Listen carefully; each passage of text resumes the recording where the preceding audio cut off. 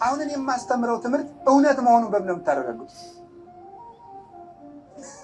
እሺ ንገራችሁ።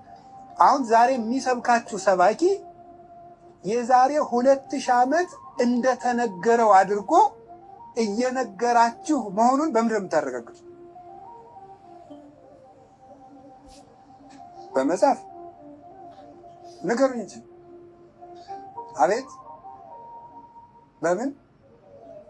በጉባኤ መጽሐፍ። ምንድን ነው የጉባኤ መጽሐፍ? ነው የምፈልገው መናገር ፈልጋችሁ ይኸውላችሁ። አሁን ልብ ብላችሁ ስሙን ምዕመናን፣ ቤተክርስቲያንን ለመጠበቅና ከመሰናከል ያድናቸዋል። መጽሐፍ ቅዱስ ለምሳሌ ፕሮቴስታንት መጽሐፍ ቅዱስ ነው የሚጠቅሰው፣ ካቶሊክስ ምንድን ነው የሚጠቅሰው፣ ኦርቶዶክስ ምንድን ነው የሚጠቅሰው? እሺ ሁሉም መጽሐፍ ቅዱስን ጠቀሰ። መጽሐፍ ቅዱስ እነማን እንደሚሉት ነው እያለ ያለ ነው። እነማን እንደሚጠቅሱት ሲሆን ነው እውነት። ኦርቶዶክስ ሲጠቅሱት አይደል? ለምን? በደጋፊነት ነው። ለምን ይመስላችኋል?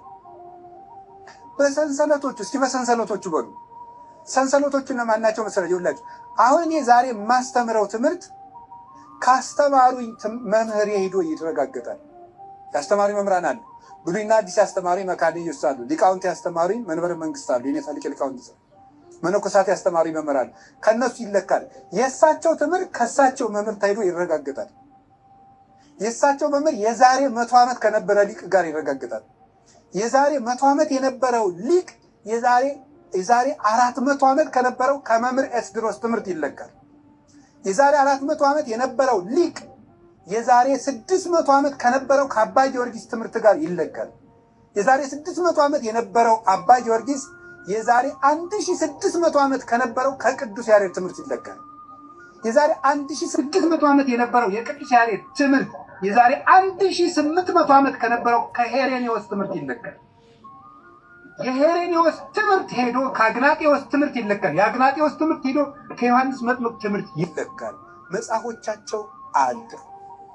ከቃሉ ጋር ናቸው። እነዚህን ለማስኬድ ጉባኤ ያለበት ምክንያት ያ ትምህርቱ እየቀጠለ መጥቷል ማለት ነው። ከሐዋርያት ጀምሮ የቀጠለው ትምህርት ቤት ማለት ነው። የትምህርት ቤት ማለት የመጽሐፍ ትምህርት ቤት ማለት ይሄ ነው። የመጽሐፉ ምንነቱ ውስጡ የያዘው ትርጓሜው ከመጀመሪያው ጀምሮ እንደተነገረበት ዓላማ እየፈሰሰ መጥተዋል ማለት ነው። ከአሁን ገባችሁ? ገብቷችኋል? ስለዚህ አሁን አንድ ነገር ልብ በሉ። በቲክታክ የሚሆን በፌስቡክ የሚሆን አንድ ነገር ከምታምኑት እምነት ተቃራኒ የሆነ ነገር ሲነገር አትሸባበሩ፣ መልስም አትስጡ። ዝም ነው በሉ። ዝም ብላችሁ አትንጫጩ።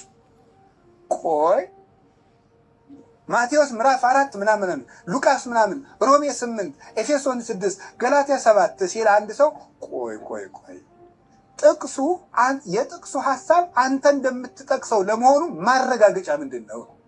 ሐሳብ የገባችሁ ምንድን ነው ማረጋገጫ? አንተ እንደምትጠቅሰው ለመሆኑ ለምንድን ነው? ምንድን ነው ማረጋገጫ? አንተ በዘመኑ ይሄንን መጽሐፍ ቅዱስ የተቀበለው አግናጤዎስ ምን ብሎ ነው የተረጎመው? ይሄን ሄሬኔዎስ ምን ብሎ ነው የተረጎመው? ፖሊካርፐስ ምን ብሎ ነው የተረጎመው? ቄርሎስ ምን ብሏል? የዘመን ሰንሰለት የነበራቸው ምን ብለው ነው የተረጎሙት? ራሱን መጽሐፍ ቅዱስን እንዲጠረዝ ያደረገው የመጽሐፍ ቅዱሱ ጠበቃ አትናቴዎስ ምን ይል ነበር ለዚህ ጉዳይ? አንተ እኮ የተጠረዘ መጽሐፍ ገዝተህ ነው የምትንገዋለለው።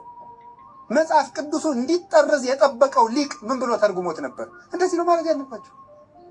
ያንን ለመጠበቅ ነው ይሄ ትምህርት ቤት ያለ። የሚገርመው እናንተ አታውቁትም። ይሄ ትምህርት ቤት እውነት ለመናገር ማለት ይሄ የቆሎ ትምህርት ቤት አይደለም ጎበዝ። ይሄ የመጽሐፍ ጉባኤ ነው። የመጽሐፍ ጉባኤ ማለት የቤተ ክርስቲያኒቱ ዩኒቨርሲቲ ማለት ነው። ዩኒቨርሲቲ እንደው አድሎታል። እውነት ለመናገር ዩኒቨርሲቲ መምህራን እንዳይቀየሙ። ዩኒቨርሲቲ ጥሎ ማለፍ ትምህርት አይደለም እንዴ? እስቲ አሁን 5ኛ ዓመት ላይ የመጀመሪያ ሴሚስተር የተፈተናችሁት ሞጁል ብጠይቅ ወንድ ያልፋል? ሰው ሴትስ ያልፋል? አንድም አያልፍም በእውነቱ ማለት ነው። አሁን ኢንጂነር ምናምን እንትን ስለ ምናምን 2ኛ ዲግሪ እንትን ምናምን ታልቆ የመጀመሪያው አንጥሎ ነው። የመጀመሪያው አንጥሎ በመጨረሻ ይቱ ብቻ ሊቅ ተሸጣላችሁ። እነዚህ ልጆች አሁን 3ኛ ዓመት ናቸው። የመጀመሪያ ዓመቷን ትምህርት ያውቋታል። አየህ፣ የቤተክርስቲያን ሊቅነት ይሄ ነው። መጀመሪያ የተማሩት ውዳሴ ማርያም ትርጓሜ ነው። ውዳሴ ማርያም ትርጓሜ 10ኛ ዓመትም 20ኛ ዓመትም 50ኛ ዓመትም 100ኛ ዓመትም ሆኖ ይተረጉማል። የቤተክርስቲያን ትምህርት ይሄ ነው። ከቃሉ ጋር ነች። የጉባኤ መጽሐፍት የሚባሉት አንደኛው ብሉይ ኪዳን፣ ሁለተኛው አዲስ ኪዳን 35 መጽሐፍ፣ ሶስተኛው ሊቃውንት ይባላል። ሊቃውንት ማለት የቤተ ክርስቲያን አባቶች ትርጓሜ ማለት ነው። አራተኛው መጽሐፈ መነኮሳት ይባላል። አራቱ ጉባኤ ቤት ማለት ይህ ነው። ብሉይ ኪዳን የሚማር ሰው 6 ዓመት ይማራል። ሊቃውንት የሚማር ሰው 6 ዓመት ይማራል። ሐዲስ ኪዳን የሚማር ሰው 5 ዓመት ይማራል። መጽሐፈ መነኮሳት የሚማር ሰው 3 ዓመት ይማራል። የአራቱ ጉባኤ መምህር ለመሆን 20 ዓመት ይማራል። ከቃሉ ጋር ናችሁ? ይህንን ነው የሚማሩት እነዚህ። ይህን ሲማሩ ደግሞ ትርጓሜውን ከነዘሩ ይማራሉ። ከቃሉ ጋር ናችሁ?